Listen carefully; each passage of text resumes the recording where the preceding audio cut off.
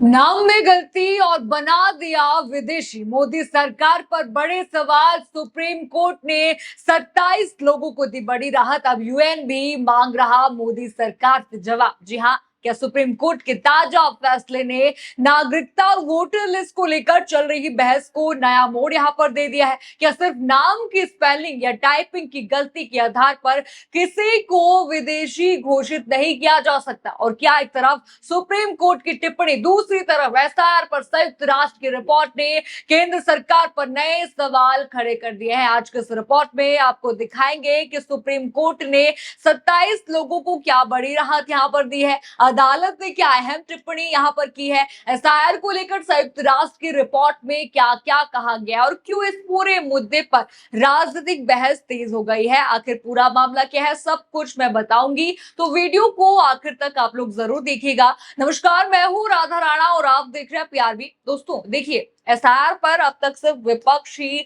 सरकार को घेर रहा था, लेकिन अब सुप्रीम कोर्ट ने बड़ा फैसला यहां पर दिया है। दोस्तों, इस वक्त की सबसे बड़ी खबर सुप्रीम कोर्ट से सामने आ रही है, जहां नागरिकता विवाद से जुड़े एक अहम मामले में शीर्ष अदालत ने बड़ा अंतरिम आदेश यहां पर दे दिया है। सबसे पहले जरा ये बड़ी हेडलाइन यहां पर देखिए, नाम की गलती से कोई विदेशी नहीं हो जाता। जोहर आबिदा सही 27 लोगों को सुप्रीम कोर्ट ने बड़ी राहत दी। आपने हेडलाइन यहां पर देखा, अब जरा समझते हैं पूरा मामला आखिर यहां पर शुरू कहां से हुआ। शुरुआत करते हैं मामले की, कहां से ये मामला शुरू हुआ। रिपोर्ट देखिए, रिपोर्ट के मुताबिक साबित्री डे, अजबहार अली, मोहम्मद अकबर अली, आबिदा खातून और अनवरा खातून समेत 27 लोगों का ये कहना था कि वोटर लिस्ट और दूसरे सरकारी दस्तावेजों में नाम की स्पेलिंग में मामूली अंतर, टाइपिंग की गलतियां और तकनीकी खामियों के आधार पर उन्हें विदेशी घोषित कर दिया गया। जहां बड़ा यहाँ पर उन्होंने आरोप लगाया। इतना ही नहीं, गुवाहाटी हाईकोर्ट ने भी इन 27 लोगों को विदेशी घोषित करने वाले फॉरेनर्स ट्रिब्यूनल के आदेश को सही ठहरा दिया था। यानी आप देख चुके हैं, रिपोर्ट सिर्फ नाम में थोड़ा सा अंतर था, कहीं स्पेलिंग की गलती थी, कहीं टाइपिंग की त्रुटि थी और सीधे विदेशी घोषित उन लोगों को कर दिया गया। इनमें 27 लोग शामिल थे। ये आंकड़ा बहुत बड़ा है, लेकिन अब देखिए इसके बाद हुआ क्या। जरा आगे की रिपोर्ट आप देखिए। सुप्रीम कोर्ट ने हाई कोर्ट के आदेश पर फिलहाल रोक लगा दी है। जी हाँ, बड़ी खबर इस वक्त की है। सुनवाई के दौरान सुप्रीम कोर्ट ने बेहद ही अहम सवाल उठाया। अदालत ने पूछा, क्या किसी के नाम की स्पेलिंग में मामूली गलती या सरकारी रिकॉर्ड में टाइपिंग की त्रुटि की वजह से किसी व्यक्ति को विदेशी घोषित किया जा सकता है? इसके बाद सुप्रीम कोर्ट ने साफ कहा कि नागरिकता जैसे संवेदनशील मुद्दे पर फैसला केवल तकनीकी खामियों के आधार पर नहीं किया जा सकता। अदालत ने कहा कि किसी भी व्यक्ति को विदेशी घोषित करने की पूरी प्रक्रिया निष्पक्ष, पारदर्शी और न्याय संगत होनी चाहिए। रिपोर्ट आपने यहां पर देखा, टिप्पणी आपने देखी। सुप्रीम कोर्ट ने कहा, सुप्रीम कोर्ट ने सिर्फ राहत ही यहां पर उन 27 लोगों को नहीं दी है, बल्कि सीधे ये सवाल भी खड़ा कर दिया कि क्या केवल तकनीकी गलतियों के आधार पर किसी भी नागरिक को उनकी नागरिकता पर जो है सवाल यहां पर उठाया जाएगा, उनको विदेशी करार दिया जाएगा। अब जरा आगे देखिए, 27 लोगों के खिलाफ कार्रवाई पर रोक लगा दी गई है। जस्टिस विक्रम नाथ और संदीप मेहता की बेंच ने असम के इन 27 लोगों के मामलों की सुनवाई करते हुए गुवाहाटी हाईकोर्ट और फॉरेनर्स ट्रिब्यूनल के आदेशों पर फिलहाल रोक लगा दी है। साथ ही साफ निर्देश यहां पर दिया कि अगली सुनवाई तक इन 27 लोगों के खिलाफ कोई भी जबरन कार्रवाई नहीं की जाएगी। यानी फिलहाल राहत यहां पर जरूर मिल गई और जबरन कार्रवाई पर भी रोक लगा दी गई है। लेकिन देखिए दोस्तों, इसी बीच एक और बड़ी खबर सामने आ गई। देखिए, सुप्रीम कोर्ट का तो यहां पर फैसला आ ही गया, लेकिन अब मोदी सरकार और ज्ञानेश कुमार को बड़ा झटका यहां पर लग गया है। जरा ये बड़ी हेडलाइन इस वक्त की देखिए, भारत में अल्पसंख्यक मतदाताओं के नाम वोटर सूची से हटाए जा रहे हैं। हेडलाइन आपने देखी, एसआईआर पर यूएन की रिपोर्ट ये है। यानी कि अब मामला सिर्फ सुप्रीम कोर्ट तक सीमित नहीं रहा, अब संयुक्त राष्ट्र यानी कि यूएन की रिपोर्ट में भी गंभीर सवाल उठाए गए हैं। यानी सुप्रीम कोर्ट तक तो ठीक था, अब बाहर से भी कहा जा रहा है, संयुक्त राष्ट्र यहां पर कह रहा है। अब जरा रिपोर्ट देखिए, संयुक्त राष्ट्र के विशेषज्ञों ने आरोप लगाया कि एसआईआर प्रक्रिया के दौरान मतदाता सूची से बड़े पैमाने पर मुस्लिम और अन्य अल्पसंख्यक समुदायों के नाम हटाए जा रहे हैं।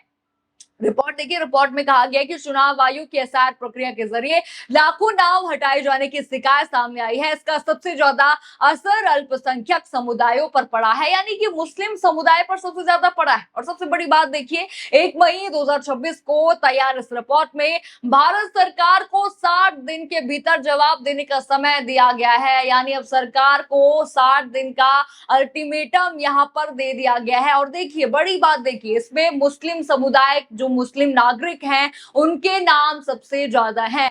देखिए, अगर नाम होने ही थे, सबके बराबर होते, ये मुस्लिम नाम यहाँ पर ज्यादा कैसे हो गए?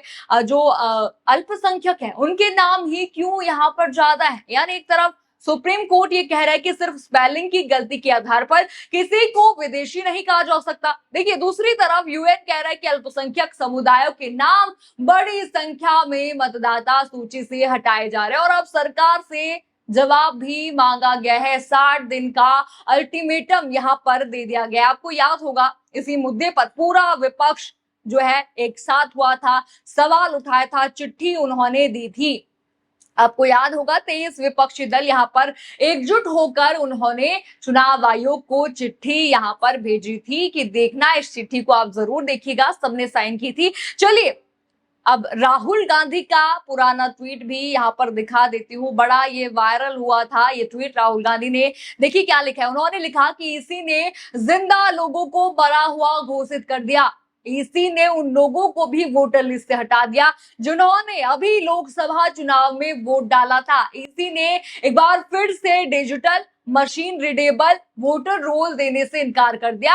इसी अब सीसीटीवी फुटेज ना देने के लिए बहाने बना रही। पहले वोट चोरी दबे पांव हुई, अब एसआईआर के नाम पर खुलेआम की जा रही है। वोट चोरी की बात राहुल गांधी ने की कि खुलेआम यहाँ पर मोदी सरकार जो है वोट चोरी कर रही। इसी पर भी उन्होंने कड़े सवाल उठाए। राहुल गांधी पहले से ही एसआईआर और मतदाता सूची को लेकर लगातार सवाल उठाते रहे। अब इन जो है सभी घटनाओं को अगर एक साथ हम जोड़कर देखें तो देखिए, तस्वीर कुछ ऐसी यहां पर बनती है। एक तरफ देखिए, सुप्रीम कोर्ट नागरिकता से जुड़े मामलों में तकनीकी गलतियों के आधार पर जो है कार्रवाई पर सवाल उठा रहा है।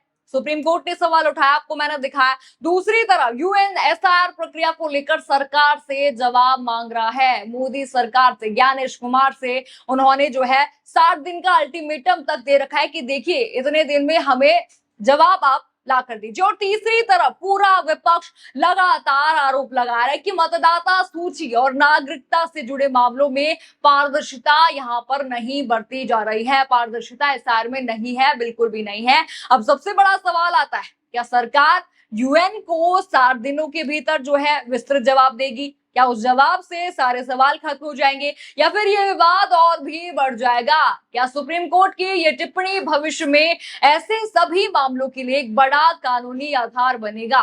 फिलहाल देखिए, 27 लोगों को सुप्रीम कोर्ट से राहत यहां पर मिल चुकी है, लेकिन एसआईआर, मतदाता सूची और नागरिकता को लेकर उठे सवाल अभी भी बरकरार हैं। विपक्ष भी पूछ रहा है, जनता भी पूछ रही है, हर कोई ये सवाल पूछ रहा है। आपके इस पूरे मामले पर क्या राय है? कमेंट करके अपनी राय जरूर बताइए। अगर वीडियो आपको पसंद आया हो तो लाइक करें, शेयर करें और चैनल को सब्सक्राइब करना बिल्कुल मत भूलिएगा। और बने रहिए पीआरबी के साथ। धन्यवाद।